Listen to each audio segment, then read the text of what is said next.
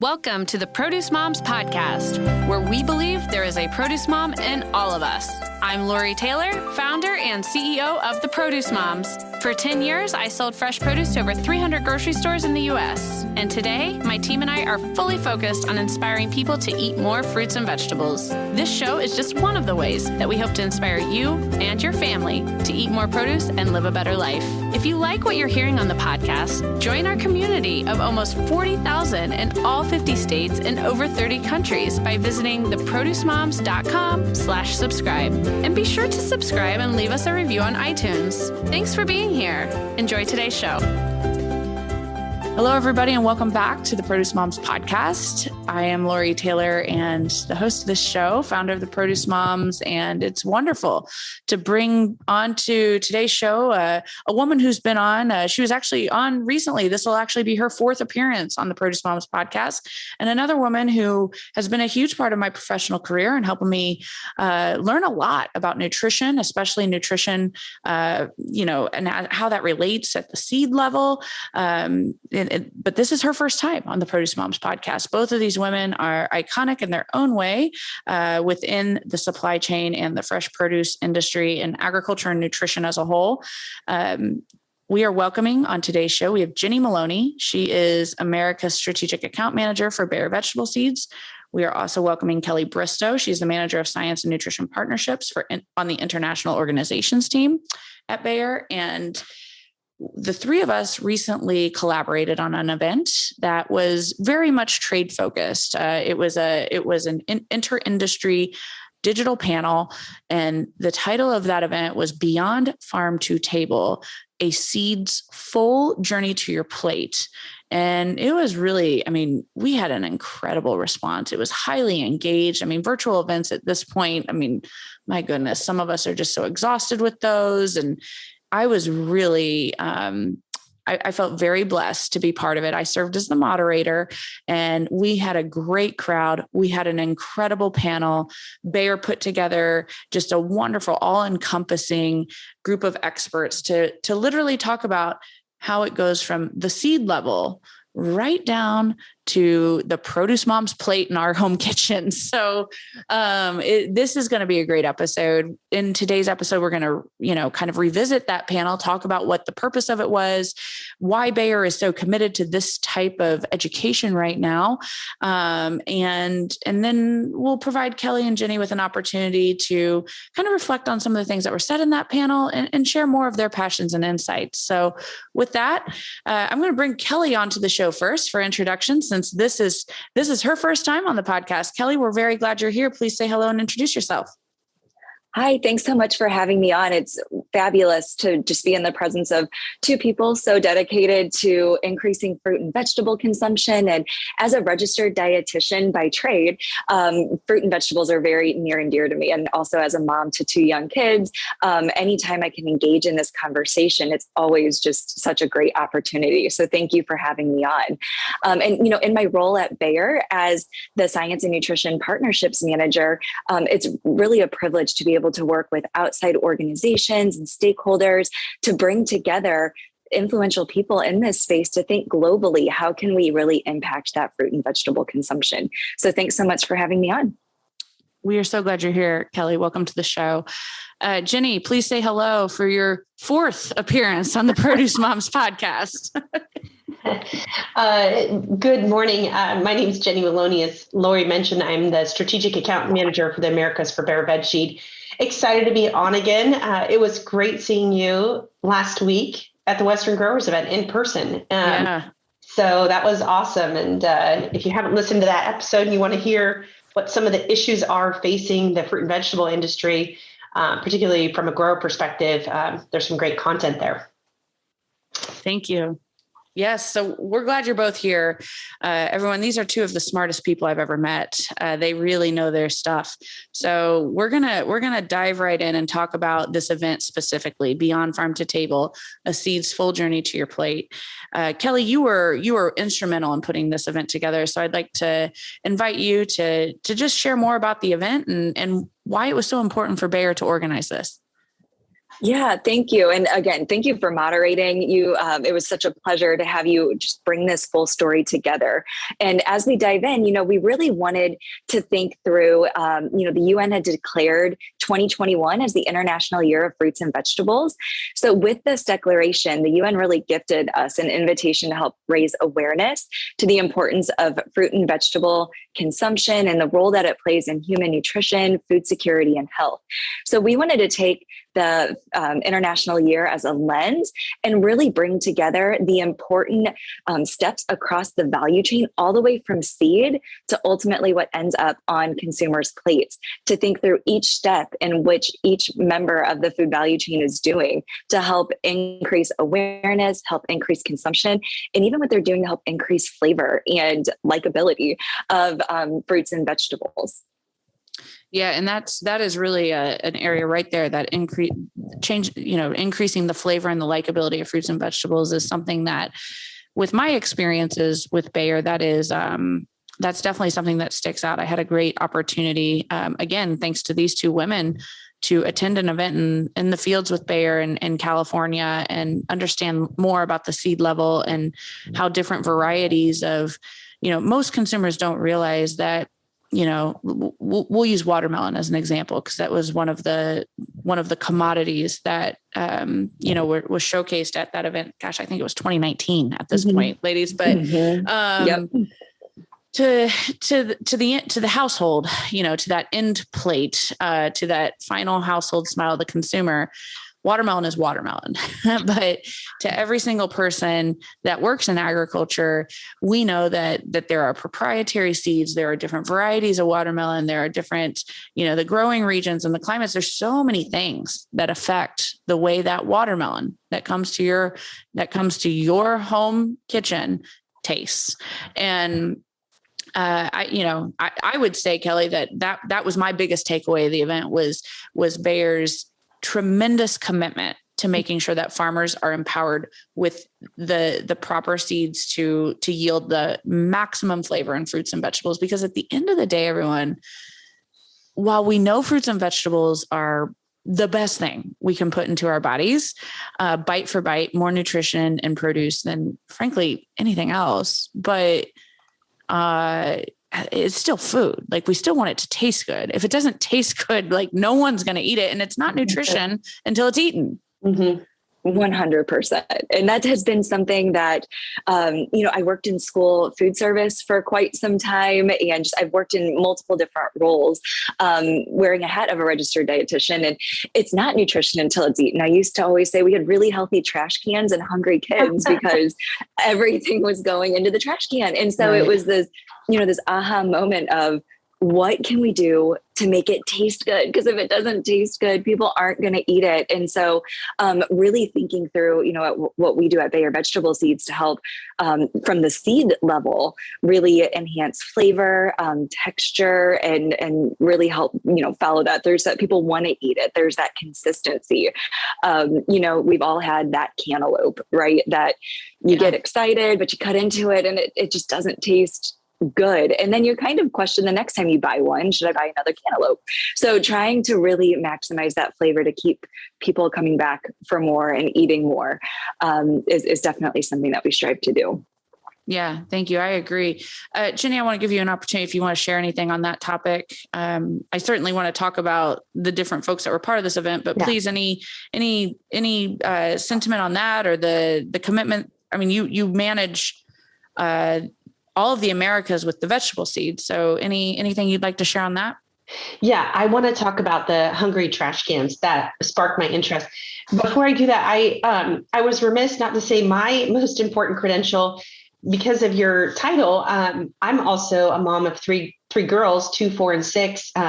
Kelly and I have 2 kids around the same age. So we had some COVID babies, and we talk a lot about how to get kids to eat more fruits and vegetables. And we do it from personal experience.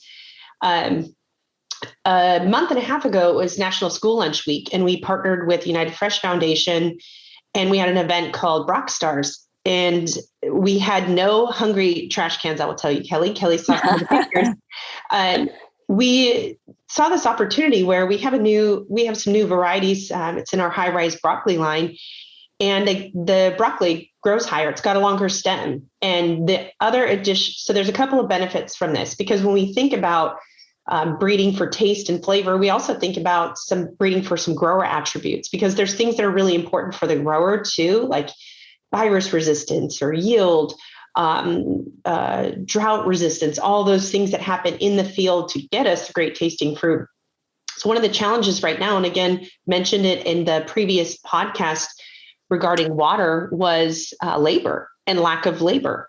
So our high-rise broccoli variety has a couple of benefits. One, it's got a longer stem. It grows higher in the field. So currently it's hand harvested, but as you go through the field, it's got more consistent uniformity at harvest time. So instead of going in and cutting 3 or 4 times, cutting crews can go in and cut once, sometimes twice, which is a huge labor savings. Yeah, big deal. Yes. And the other thing, if you've ever been out in the field cutting broccoli, I've only done it a couple times just to really see the difference between traditional broccoli height and this high rise.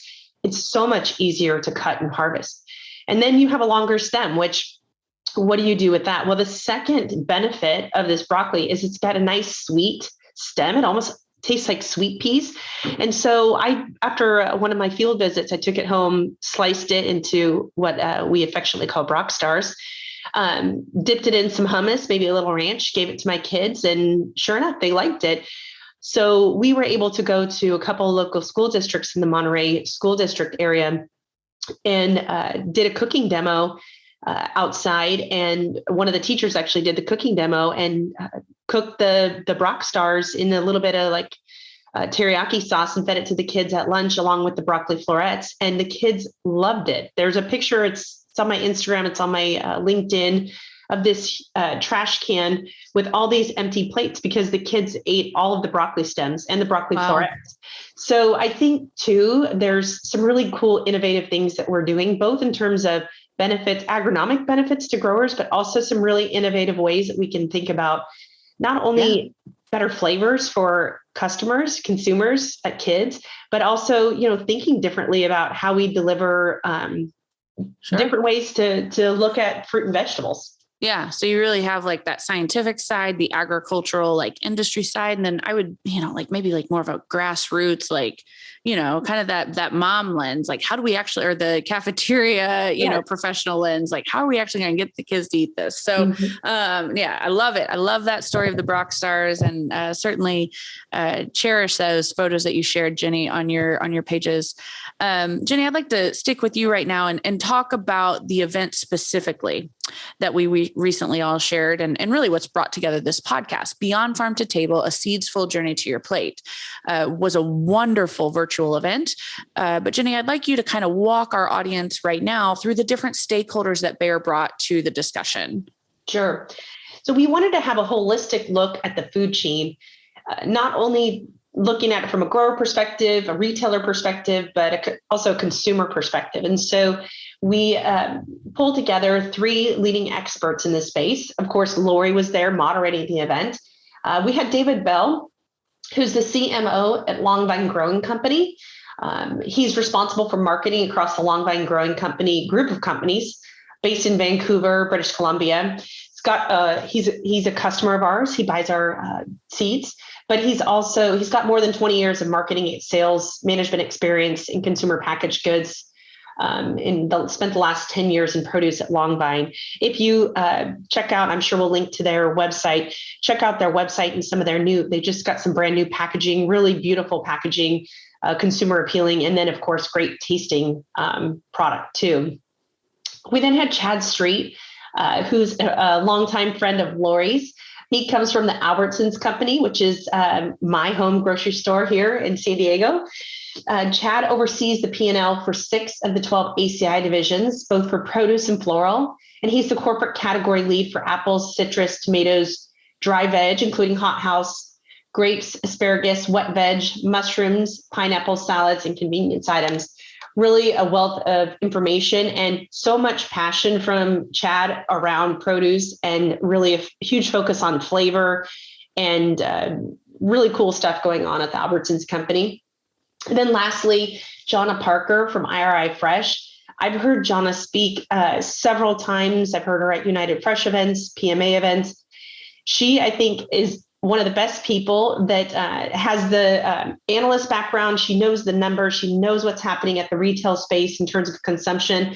She is so clear and so good at laying out the numbers and the statistics to really give you an idea of like what's really going on in the produce aisle. How are we faring against meat and deli and center of the store. So she joined IRI in 2016, and she leads IRI's Fresh Center of Excellence. So just a really, really fantastic panel.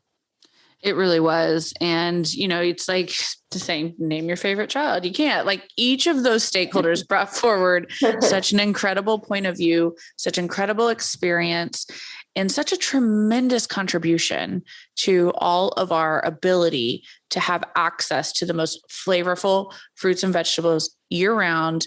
And, they're supporting our quest to get more fruits and vegetables on every table. So it was a very well-rounded event. And it was also extremely interactive. And so that's kind of like where I'd like to take our show right now is talk about some of the feedback, talk about some of the things that really stuck out to the two of you, Kelly and Jenny. You were both extremely, influential in bringing this event to life. So Kelly, I'd like to start with you and just allow you the opportunity to share, what stuck out to you? Like, what was your key takeaway, or what were some of the topics that really jump when you think about the event we just shared? Anytime that we are able to bring together a dynamic panel is always good in my books. Like you had said, it's hard to pick out just one element that was just really off the charts because everyone had such great contributions. For me, though, it really is getting such three different people across the value chain together and see how they interact and play off of each other. Because one really does play off the other. So, you've got the grower at that level. And then we had Bayer representing the seed even before it gets to the grower. And then following it through the entire value chain, I thought, it was just a really great way for our audience to put the entire picture together, because it's not often that we get to see that full picture in one event. You usually have to pop around to a few different other ones. So for me, it was just hearing how each panelist interacted off of each other. And then, Jana Parker, she really brought those insights. So through the pandemic, I know I get a lot of questions all the time. Where are trends heading in produce consumption? So for me, it was really hearing from her kind of some segments of the market that we could maybe be, focusing on, and where is the biggest opportunity for growth in consumption, and thinking through what the shopper looks like now. What's in their baskets, what's accompanying what's in their baskets, and where is some exciting trends in produce that we're seeing down the line. And the good news is it sounds like people are consuming produce, and that there's some exciting ways to incorporate that and to grow the basket in the produce department. Yeah, absolutely. And, Kelly, I know that you've been really, from my point of view, you've kind of been leading Bayer's efforts as it relates to the United Nations International Year of Fruits and Vegetables. How did this event specifically complement the UN efforts? So like I had mentioned earlier on, the UN really declared from a global perspective, how can we encourage more fruit and vegetable consumption? So at Bayer, we really wanted to partner across the food chain in dialogues that focused on nutrition, food security, consumption, and sustainability as they relate to fruit and vegetable consumption. So we used this platform as an opportunity to do that, to bring together all these different segments across the food value chain. But it really was a complement to other initiatives that we did across the entire year. So Bayer really focused on a year-long social media campaign. So if you don't follow along on Bayer's Instagram page, there was a really fun monthly fruit and vegetable of the month campaign that we did, and would highly encourage you to even just go back and look through. We tried to mix nutrition components in with those agronomic traits, and just really took the global lens. So even things like your everyday banana, tried to bring some light into some fun facts around that everyday produce. So definitely would encourage you to do that.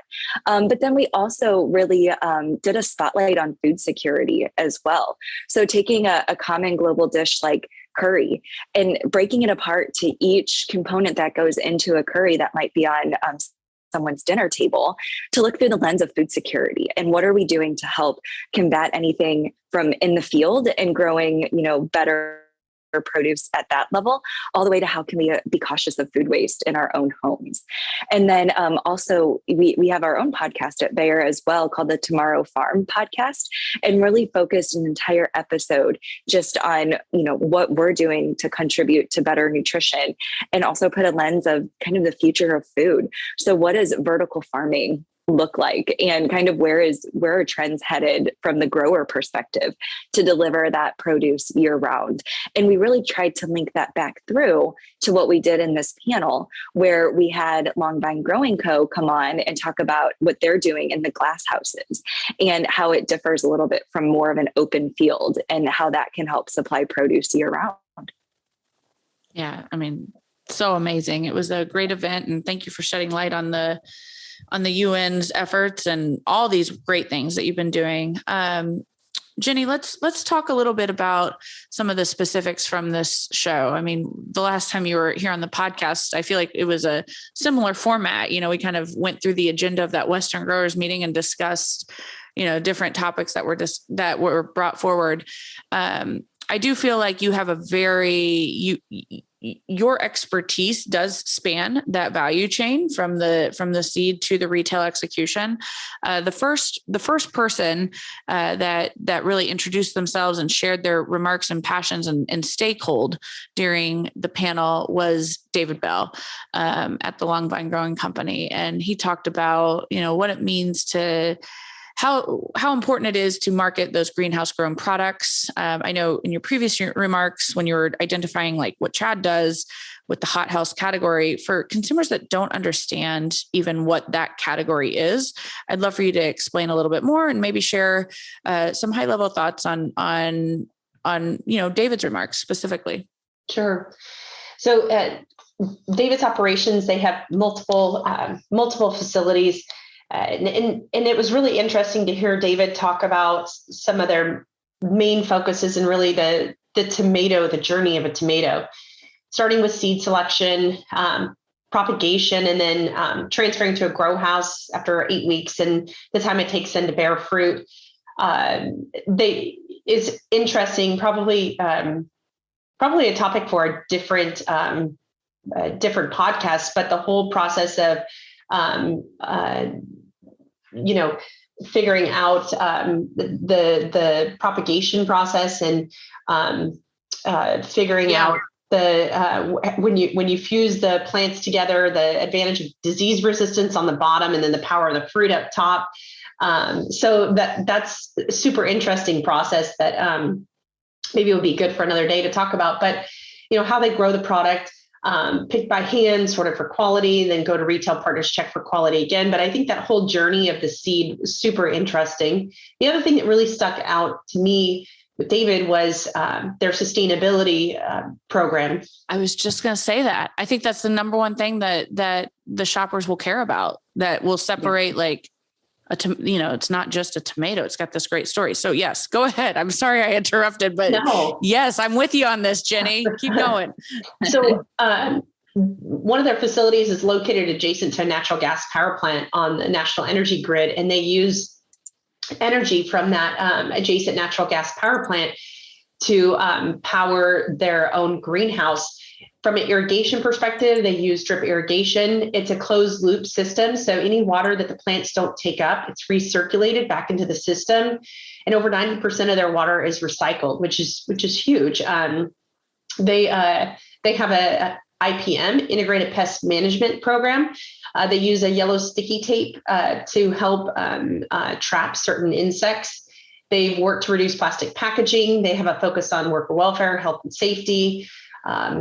David talked about the fact that they need to grow with care. They need to grow to result in still great taste, but minimal environmental impact. So really, I think interesting story there, what they're doing to, and everything from water to worker safety, IPM, energy to really conserve a lot of natural resources.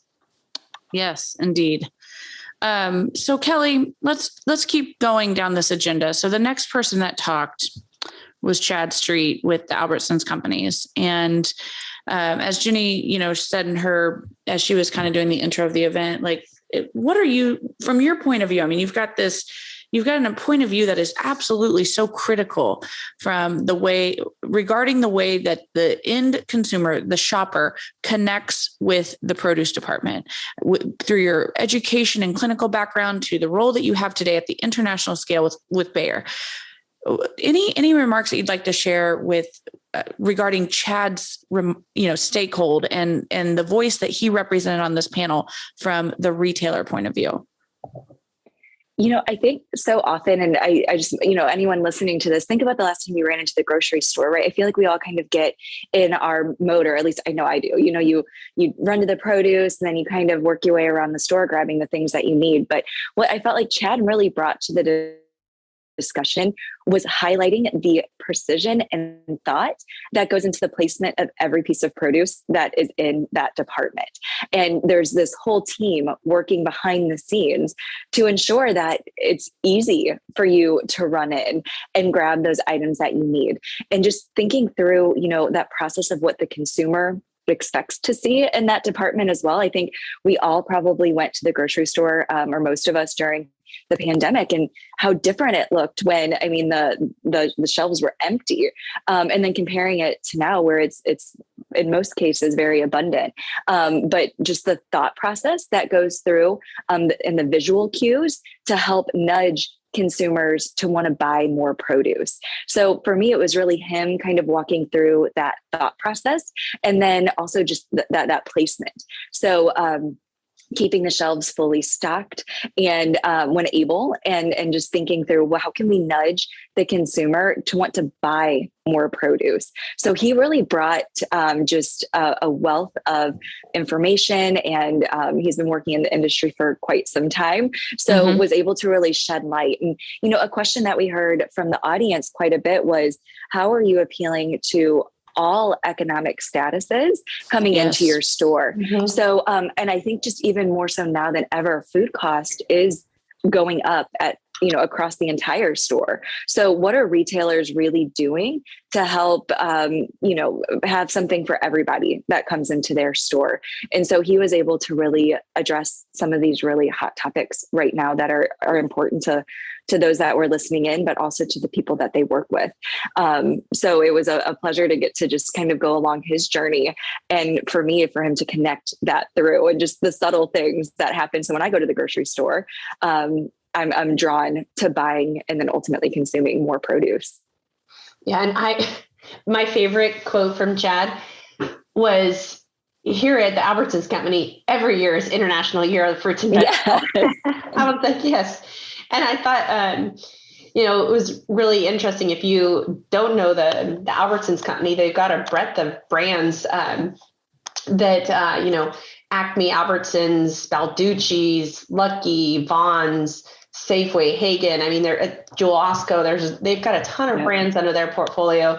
But I thought it was really interesting too that he talked about they live by 3 phases: flavor profile, customer experience, and partnerships, and that those things guide really, really everything that they do, and really wanting produce items that the consumers love, and real obviously huge focus on consumer satisfaction. Yeah, absolutely. And, then the last speaker was the data.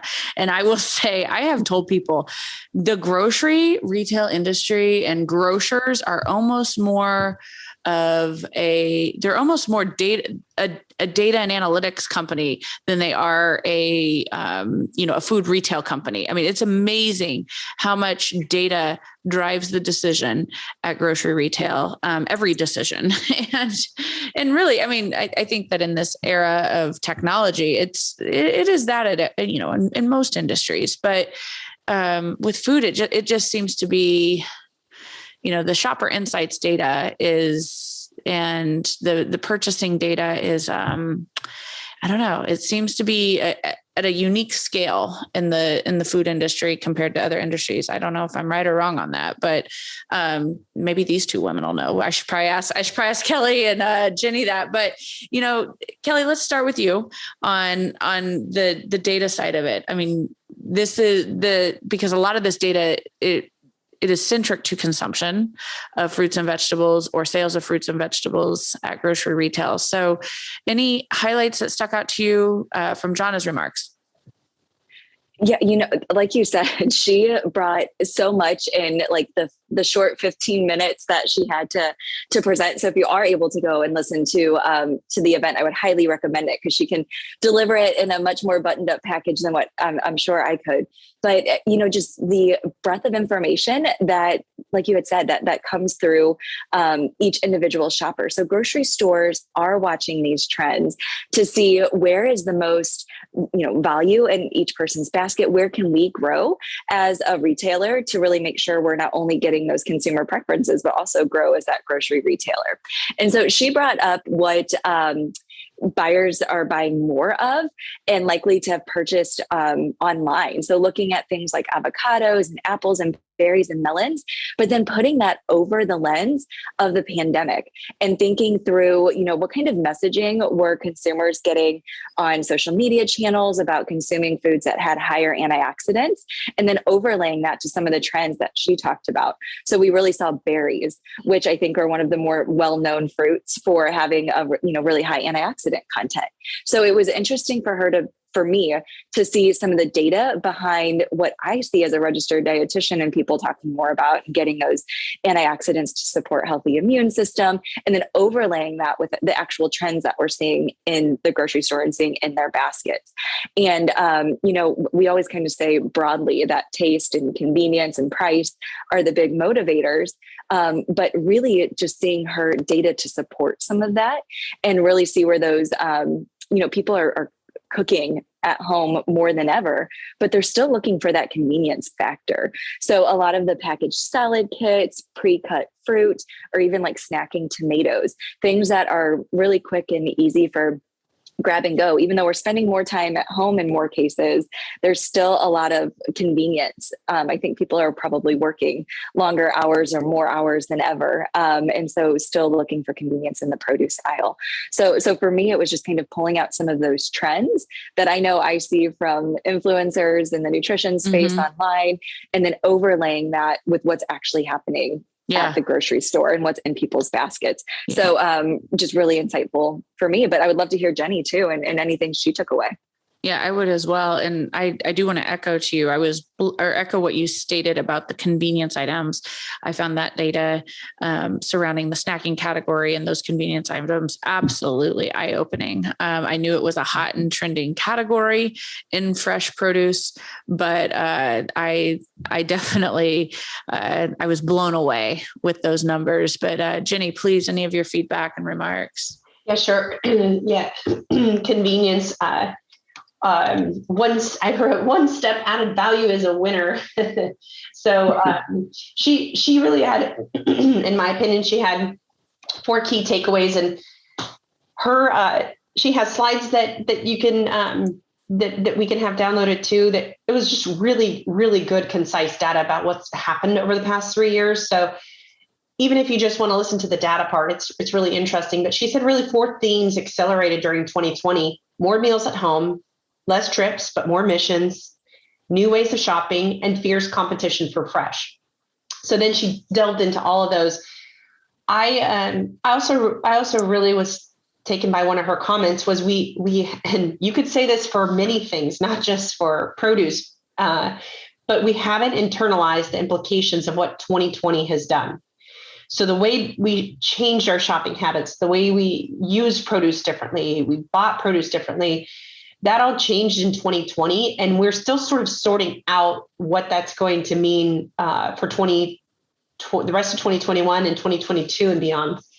I also thought some things that were really interesting. She called them the produce MVPs. So who was leading the share of baskets, and really, bananas, berries, tomatoes, onions, lettuce, and then peppers and cucumbers really being some MVPs out there. the growth of berries to $5 billion, the growth of tomatoes to $3 billion, really some categories that are really, super MVPs here. So it's just some really interesting data. And then, of course, Kelly mentioned the convenience aspect, both in terms of adding one step of additional convenience, whether that's cut up broccoli florets or going all the way to a prepared salad that's got the dressing and the toppings in it. But really those steps to add convenience, really those categories being big winners, but then also the active grocery shopping, the online, she talked about 24% of people purchasing online in the past, but still 76% have not. But the fact that those people are shopping online because of convenience and which categories are sort of winning out in the online area. So all of that was super interesting to me to see where some of these trends are going. And then, really to try and figure out what will 2022 look like for the produce sector.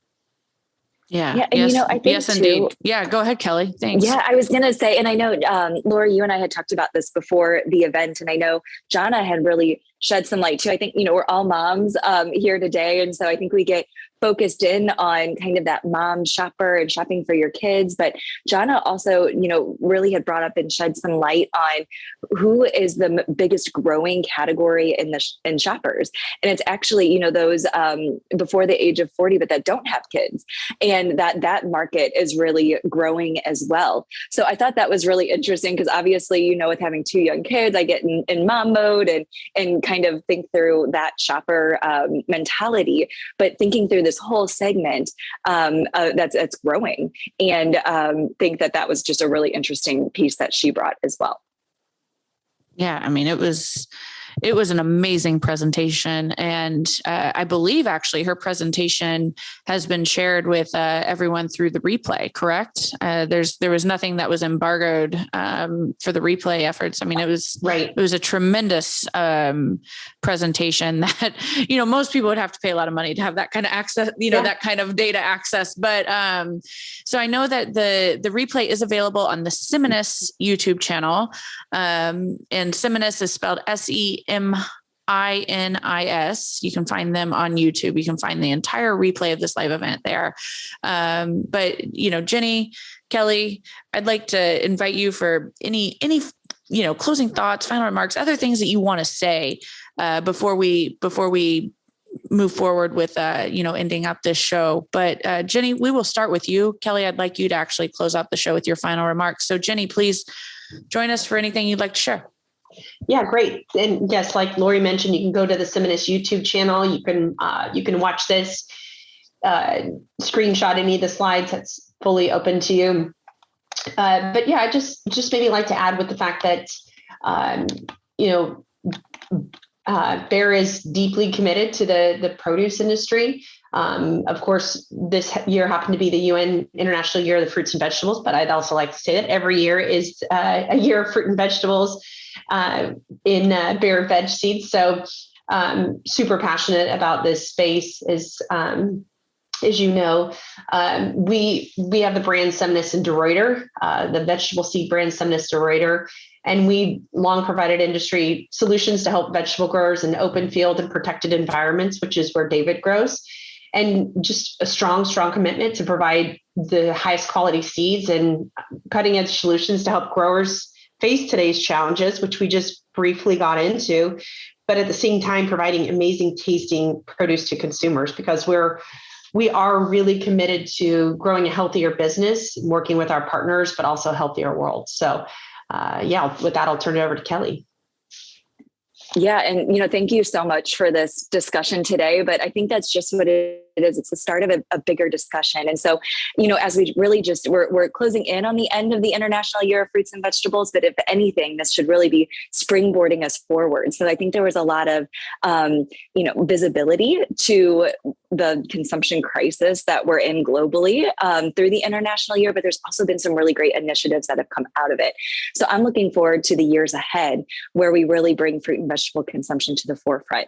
So, this International Year has really helped us shine a spotlight on important sustainable development goals, and looking at greater visibility to small scale growers, more awareness to food security and nutrition, and even looking at scalable production and consumption. So I think it's really important for everyone to know that they have a role to play, anyone from governments and private companies to the general public and even students. So we all need to work together across the entire value chain and even as individual consumers to make a difference to ensure that fruit and vegetable consumption really becomes a part of everyone's diet, and promote healthy habits and fight against hunger and malnutrition. And so, I think dialogue and discussion is just one place to start, but it's really putting it into action. And so, really looking forward to opportunities going forward with what we do at Bayer and what we do across, just partnerships and collaborations to help increase, ultimately, fruit and vegetable consumption across every age group. Thanks for joining us on this episode of the Produce Moms Podcast. If you or someone you know would like to be a featured guest, just send an email to Lori@theproducemoms.com. We know there is a produce mom in you because there's a produce mom in all of us. Join our community on Facebook and all social platforms. Help us change the way America eats. Thanks again for listening, and we'll see you next time.